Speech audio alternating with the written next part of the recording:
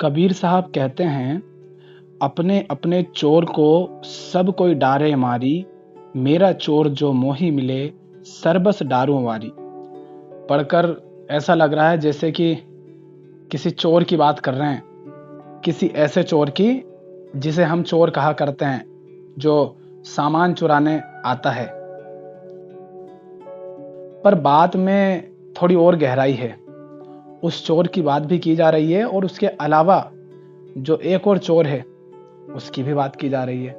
समझते हैं वो क्या कह रहे हैं। वो कह रहे हैं, अपने अपने चोर को सब कोई डारे मारी। मतलब जब हमारे घर कोई चोर आता है, कोई चोरी करने आता है, तो हम क्या करते हैं?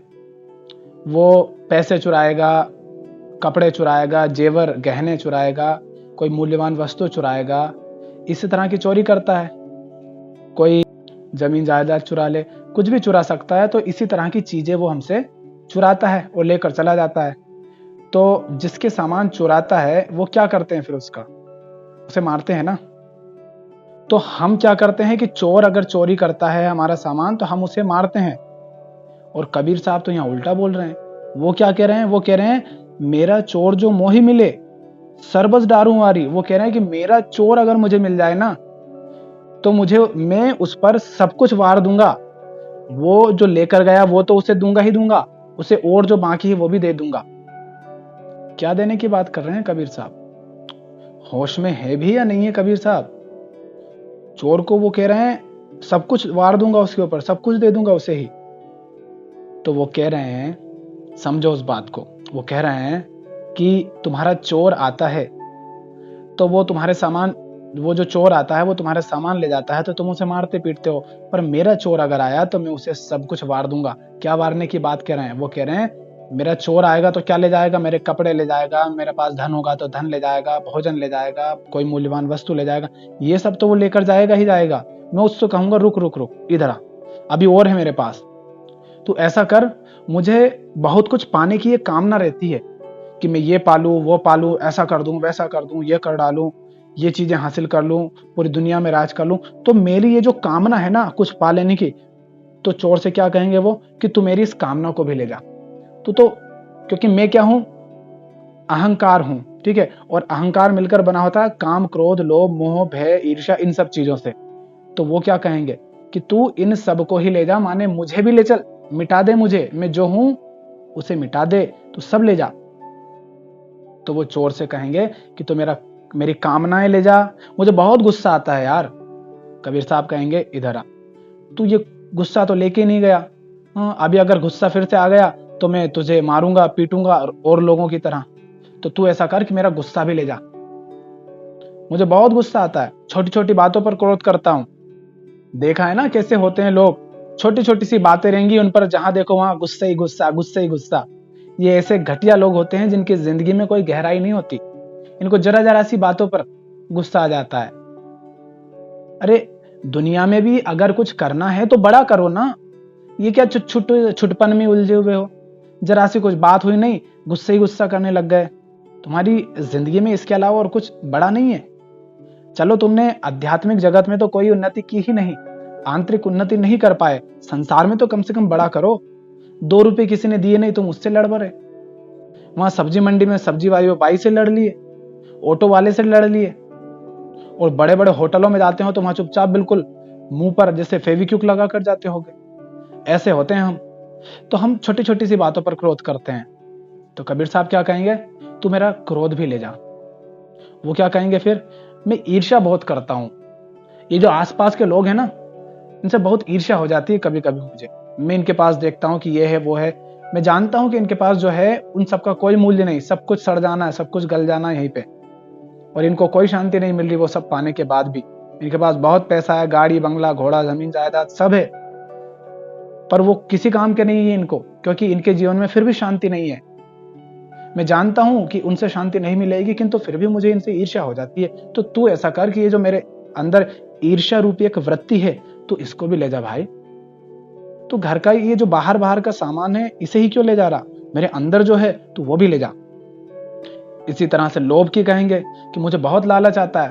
कभी मैं चोरी कर देता हूँ लालच के लिए, कभी मैं हत्या कर देता हूँ, कभी गलत काम कर देता हूँ, कभी अपने घर वालों को परेशान करता हूँ, कभी कहता हूँ सबसे कि ये करो, वो करो, ऐसा करो। सब मुझसे परेशान है। क्यों? क्योंकि मुझे बहुत लालच है। 10 साल पहले मेरी हालत बिल्कुल घटिया थी, तब भी मुझे लालच था, और आज मेरी हालत उससे बहुत अच्छी हो गई है, उसके बाद भी मेरा लालच मिटता ही नहीं। तो तू ऐसा कर कि मेरा लालच भी ले जा, मुझ पे कृपा कर। कबीर साहब तो ऐसा कहेंगे। फिर क्या कहेंगे? अरे मुझे ना डर बहुत लगता है, छोटी छोटी सी बातों में डर जाता हूं मैं। सही काम करना हो, जिंदगी में कोई ऊंचा काम करना हो, तो भविष्य की कल्पना करने लगता हूं और मैं डर जाता हूं। तो तू ऐसा कर, ये डर भी ले जा, क्योंकि जहां गलत काम करने वहां तो मैं डरता नहीं, सूरमा बन जाता हूं, और सही काम करने में मैं डर जाता हूं। तो ये जो डर रूपी वृत्ति है मेरे अंदर, तो इसको भी ले जा। तो कबीर साहब क्या कह रहे हैं? वो कह रहे हैं, अपने अपने चोर को सब कोई डारे मारी, मेरा चोर जो मोही मिले सर्बस डारूं वारी। वो कह रहे हैं कि तुम कैसे पागल लोग हो, तुम्हारे घर चोर आता है और तुम उसे मारते हो। अरे मेरे घर तो वो चोर मुझे मिलता ही नहीं, अगर वो चोर आ जाए तो मैं उस पर सब कुछ वार दूंगा। तो यहां पर जो कबीर साहब चोर की बात कर रहे हैं, एक तो साधारण चोर आएंगे तो उसके साथ भी यही व्यवहार उनका रहेगा, और एक वो जो परमात्मा है, जब वो चोर बनकर आएगा तो कहेंगे कि मालिक तू ये सब ले जा, ये मेरे किसी काम के नहीं, ये तो मुझे परेशान करते हैं, ये काम, ये क्रोध, ये लोभ, ये ईर्ष्या, ये मोह, ये भय, ये सब मुझे बोझ लगते हैं, तो सब ले जा। तो कबीर साहब किस चोर की बात कर रहे हैं? कबीर साहब उस चोर की बात कर रहे हैं जो आता है और तुम्हारे मन को बेचैन कर जाता है, तुम्हारे मन को अशांत कर जाता है, परेशान कर जाता है। उस चोर की बात करते हैं कि उससे कह दो कि ये सब ले जाए। और चोर बनकर अगर परमात्मा ही आ जाए तो परमात्मा से भी यही कहना कि मेरे दुख दर्द ये तो अपने आप चले जाएंगे, तू तो ऐसा कर, ये दुख दर्द के जो कारण हैं, ये काम क्रोध लोभ, ये शत्रु मेरे, तो इनको ले जा। तो चोर के रूप में चाहे कोई भी आए, उससे तुम यही कहना। और नहीं याद आए तो कबीर साहब का दोहा रटते रहना, गाते रहना, ताकि तुम्हें उससे बात याद रहे कि क्या चोर को देना है।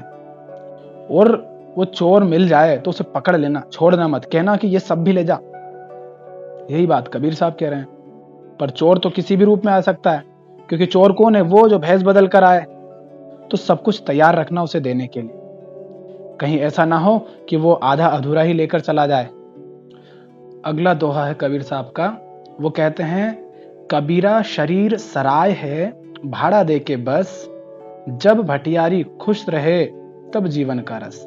तो अभी हमने ये जो पिछले दोहे में देखे शत्रु, काम क्रोध लोभ मोह भय, ये सब होते किस चीज के हैं?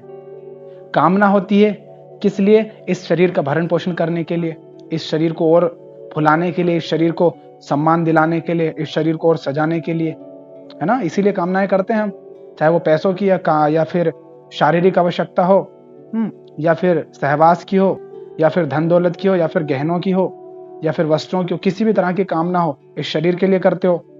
क्रोध होता है तो शरीर का ही, शरीर को देखकर क्रोध होता है तुम्हारा, कि तुम्हें उस खास व्यक्ति से दुश्मनी है तो तुम उसके शरीर को देखकर ही उसे पहचानते हो। लोभ भी होता है, इस शरीर के लिए लालच करते हो। नशा भी शरीर के लिए करते हो। माने जो कुछ वो शत्रु हैं वो तुम्हारे इसलिए हैं क्योंकि तुमने अपने आप को शरीर मान रखा है, तो वो सारे शत्रु तुम्हारे शरीर से ही जुड़े हुए हैं, क्योंकि शरीर के कारण ही तुम में मैं भाव पैदा हुआ है। मैं भाव माने एक तुम अपने आप को मानते हो कि ये मैं हूं, और एक ये पूरा संसार है, तो तुमने अपने आप को अलग मान लिया है संसार से। तो जब मैं भाव होता है तो उसे बोलते हैं अहम, और ये जो काम क्रोध लोभ मोह, इन सबको ही जब एक साथ कहा जाना होता है संयुक्त रूप से, तो अहम कह दिया जाता है। तो चूंकि इस शरीर के कारण ही ये सारी समस्याएं पैदा होती हैं, तो कबीर साहब क्या कह रहे हैं? कबीरा शरीर सराय है, भाड़ा दे के बस। सराय क्या होता है? वो जो ठहरने की, यात्रियों के रहने की जगह होती है, उसको बोलते हैं सराय। तो कबीर साहब क्या करे, अरे बेटा ये जो शरीर है ये तो किराए का घर है, इसमें भाड़ा दे और रह ले। माने जितना इसका किराया बस इसको उतना ही दे, उससे ज्यादा मत दे। क्या तुम ऐसा करते हो कि किसी होटल में रहने गए हो, है ना, और तुम वहां गए रहने, तो तुम वहीं पे उसको, उस होटल को सजाने लग गए, रंग रोगन करने लग गए, और उसमें बिल्कुल वस्तुएं बाजार से खरीद खरीद के भर डाल ली। क्यों? अरे होटल में रह रहे हैं ना, बिल्कुल उसको सजा के रखेंगे। रुकना तुम्हें 2-4 घंटे हैं और तुम उसे सजा रहे हो, बिल्कुल तैयार कर रहे हो, रंग रोगन करवा रहे हो और ना जाने क्या क्या, जैसे कि अपना घर होगा, जैसे कि उसमें सदा रहना होगा। इस तरह से तो नहीं करते ना उस होटल में। तो माने वो जो रहने के लिए थोड़ी देर ठहरने का स्थान होता है, चाहे वो यात्रियों के ठहरने का हो, चाहे होटल जैसा हो या छात्रावास, इस तरह की जो चीजें होती हैं, उनकी तरह कह रहे हैं कबीर साहब। कह रहे हैं कि ये शरीर तुम्हारा उसी तरह का सराय है, भाड़ा दे के बस इसमें कोई ठिकाना थोड़ी नहीं बनाना हमेशा का, सदा तो यहां रहना है नहीं। तो इसको बस उतना ही देना, इसको सजाने मत लग जाना, इसको उतना ही देना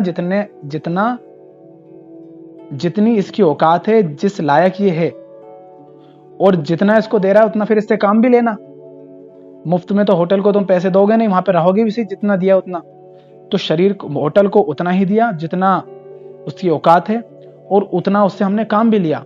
तो इस शरीर को भी उसी तरह उतना ही दो जितना इसे दिया जाना चाहिए, और जितना दिया है उसके बदले में इससे उतना काम भी लो। तो ये तो किराए का घर है। वो कह रहे हैं जब भटियारी खुश रहे तब जीवन का सार। माने भटियारी कौन? वो जो उस स्थान की देखरेख करता है, देखभाल करता है, यात्रियों की देखरेख करता है। माने इस शरीर की जो देखभाल करने वाली है, माने तुम जो अपने आप को भी शरीर ही मान रहे हो, तुम शरीर नहीं हो, तो तुम जो हो वो जब खुश रहे, बात तो तभी बनती है ना। जीवन का सार तो, जीवन का रस तो तभी है। शरीर को तुम चाहे कितना ही खिला पिला लो, ठीक है, तुमने बहुत सारे पैसे कमा लिए, बहुत सारे इकट्ठे कर लिए, तुमने एक बंगला बना लिया, ठीक है, उस बंगले में मस्त एसी है, महंगे बेड हैं, सब कुछ महंगा है, लग्जरी है, सब कुछ कारें हैं, सब है। आराम किसको मिल रहा है? शरीर को। किंतु तुम्हारा मन बेचैन है, तुम्हारा मन अशांत है, तुम तनाव में रहते हो, तुम टेंशन लेते हो, चिंता करते हो, दुखी रहते हो, परेशान रहते हो। किस काम का वो सब? तो कबीर साहब क्या कह रहे हैं? वो कह रहे हैं बेटा, ये किराए का घर है, इसमें उतना ही दो जितना इसको दिया जाना चाहिए, और जितना दिया है उससे उतना काम ले लो। क्योंकि जीवन का रस तो इसी में है कि जो इस शरीर की देख रेख कर रहा है वो खुश रहे। शरीर तो क्षणभंगुर है, छूट जाना है। सराय को सजाओ मत, भटियारी खुश रहे, बस उतना करो। शरीर को ज्यादा महत्व ना दो, उसको उतना ही महत्व दो जितना उससे काम है, जितना उससे काम लिया जा सके उतना उसको खिलाओ पिलाओ। शरीरों के पीछे ही थोड़ी ना दौड़ते रहना है। और शरीर से यहां तात्पर्य क्या है? सिर्फ ये शरीर नहीं, शरीर माने वो सब जो स्थूल है, वो सब जो भोग है, जिनके पीछे तुम दौड़ते रहते हो, जिनका शरीर के द्वारा भोग किया जाता है, उन सब चीजों की बात की जा रही है। चाहे तुम आंखों के द्वारा देखकर किसी चीज का भोग करते हो, देखते हो ना, घटिया से घटिया फिल्में आती हैं, प्रोग्राम आते हैं, लोग होते हैं, तुम उन सबको देखते हो। कानों से ऐसे अश्लील गाने सुनते हो जिनको सुनने से और जिंदगी बर्बाद हो रही हो। कानों तो इस शरीर के द्वारा ही भोग कर रहे हो ना। तो इस शरीर के द्वारा, माने ये सब कुछ जो स्थूल प्रकृति है, ये क्या है? ये अब जिस तरह अपने शरीर को तुम मान रहे हो किराए का घर, उसी तरह क्या जान लो कि ये जो पृथ्वी है, ये पूरी पृथ्वी ही किराए का घर है। इस पे तो रहना नहीं है सदा। शरीर इसी मिट्टी से उठा था और इसी में मिल जाना है। तो यहां तो तुम्हें किराया देकर ही रहना है, भाड़ा देकर ही रहना है। माने जहां रह रहे हो, जिस तरह से रह रहे हो, शरीर है, तो इन सब का भाड़ा देते रहो, किराया देते रहो। पर सिर्फ भाड़ा देते मत रह जाना। कहीं ऐसा ना हो कि जीवन भर बस तुम कमाते रहे, खाते रहे, सोते रहे, बच्चे पैदा करते रहे, और बस यूं ही पूरा जीवन गुजरता गया। कमाया, खाया, सोए, बच्चे पैदा करे, कमाया, खाया, सोए, यूं ही जीवन निकाल दिया। तो ये तो तुम भाड़ा दे रहे हो। जियोगे कब? जीवन का रस किसमें है फिर? वही कबीर साहब कह रहे हैं कि जीवन का रस तो तभी है जब भटियारी खुश रहे। माने जीवन को, माने इस शरीर को, इस शरीर का किराया देने वाला, भाड़ा देने वाला जब खुश रहता है, तब जीवन का रस है। तो दोनों दो हैं कबीर साहब के हैं। पहला है, जो दूसरा है वो है कबीरा शरीर सराय है, भाड़ा दे के बस, जब भटियारी खुश रहे तब जीवन का रस। और दूसरा है, अपने अपने चोर को सब कोई डारे मारी, मेरा चोर जो मोही मिले, सर बस डारू वारी।